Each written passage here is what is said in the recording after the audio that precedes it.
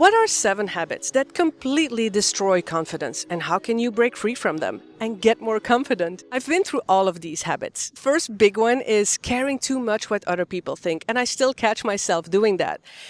We think what other people think. So let's say you're at a party, you want to join a group conversation, and you're thinking, they probably think that I'm boring. They probably think that I'm not interesting. And it holds you back. And it's human. We're human beings. We like to be liked by others. But if we value other people's thoughts over our own, if we let other people's opinions dictate our actions and our self-worth, we're holding back. And it kills confidence. Remind yourself that their opinion is not your reality. You're not living their life. So just stick to your own values and your own judgment and focus on that. Bringing me to the second habit. And the second habit is feeling I'm not good enough.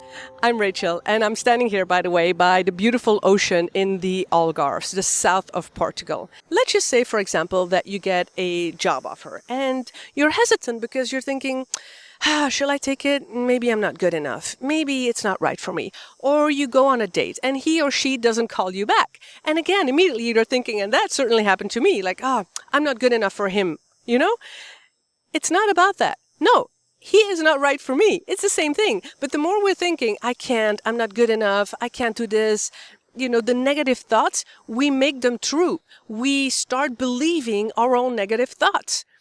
And that's what we have to reframe. I'm not good enough for him. What about he's not good enough for me? There are plenty of fish in the water, literally. And I'll find somebody else who does fit me. I am good enough. And I bet you have a list of achievements and successes and qualities that you have. So the more I started focusing on, wait a minute, what am I good at? I'm a good sister. I'm a good daughter. Maybe you're good in playing the guitar or the piano or music or singing or drawing or painting, cooking. I personally don't like cooking, but so many people are so good in cooking or organizing or Excel files or calculations or finances. The list goes on. I bet you have a long list. So start writing down that list. That's what I started doing. It's not about big awards or big achievements. No, what are the little things in life and big things that you are good at? Because that will remind you are good enough. Moving on to number 3. And this is probably one of my favorites because I studied it intensely. And I even did a whole TEDx talk on this. And it's comparing yourself to others. It's scrolling through social media and seeing all these beautiful relationships and successes and achievements. And you're thinking, wow, they have it all and I don't. We're comparing ourselves to somebody else. We're comparing apples and oranges. We also forget that on social media, most people are posting their best and hiding their mess.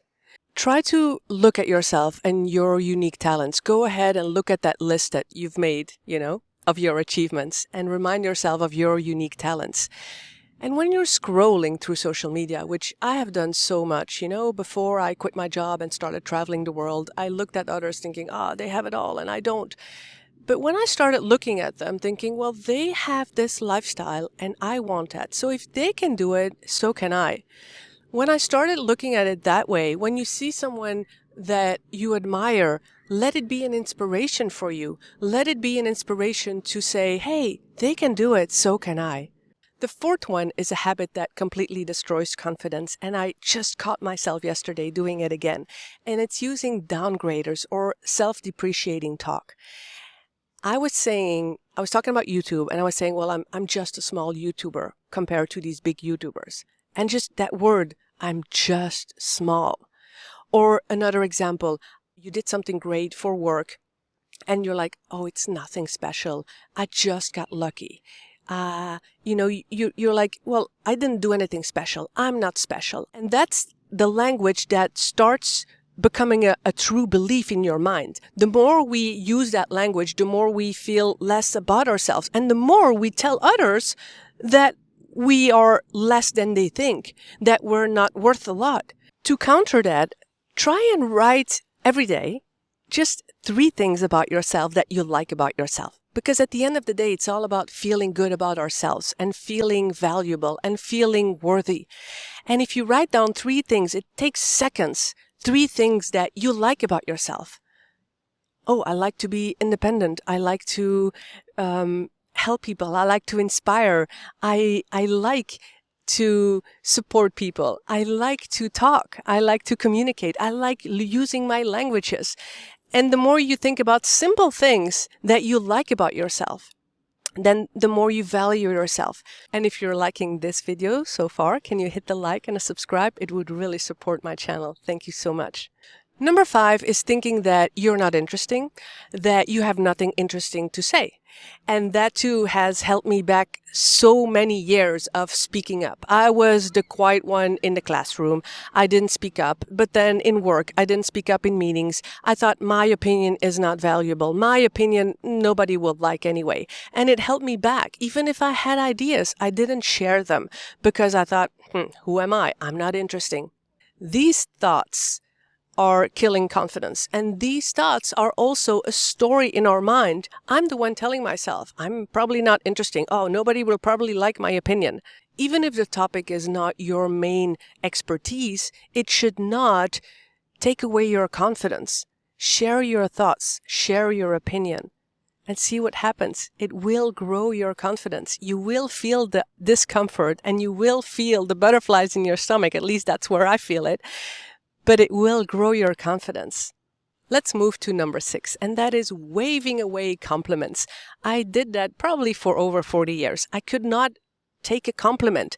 I didn't realize it was related to confidence. I really didn't. It took me also 40 years to really feel more confident. People would say something like, oh, I really love your shirt. And I'd be like, oh, but it was on sale. It's nothing. And I wave it away. Or people give you a compliment. Oh, you did that so well. You're so good at this. And you're like, oh, it's nothing. Boom, you wave it away.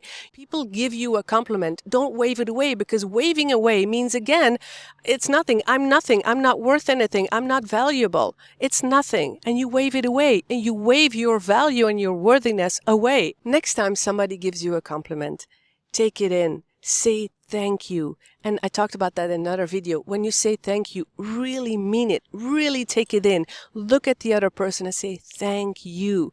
Clearly and meaning it. Really mean it.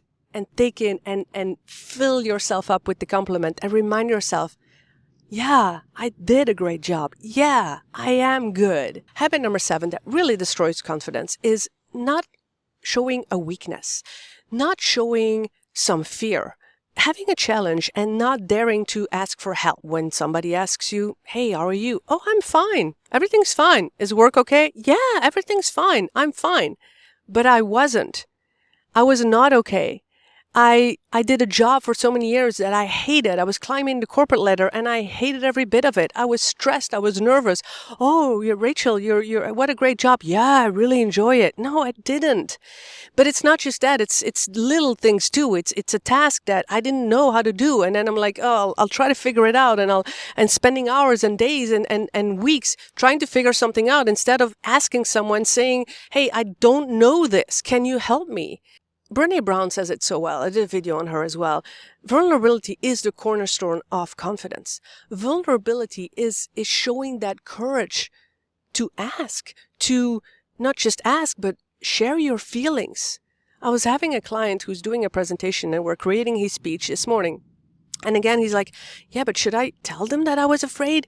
Yes, he's a CEO. If he wants to be a role model, fear in business, fear in career, fear in life, it's normal. I face fear every time I go to a new country. Every single time I face fears. And I'm okay now to say so. Don't be afraid. Please show your vulnerability. It takes courage, but it builds your confidence so much. Now, there are a few more things actually that grow your confidence. Simple things, subtle things, just gestures, just facial expressions, eye contact. And when you observe other people, and that's why I'm observing and watching so many celebrities and other people, leaders that show confidence. And I try to observe them and learn from them. And I analyze them in my videos. So look at my channel and I'll link to the next one one right here, because that's an easy one to start. And if you can add those subtle movements into your daily life, you will feel and look more confident. I'll see you in that next video.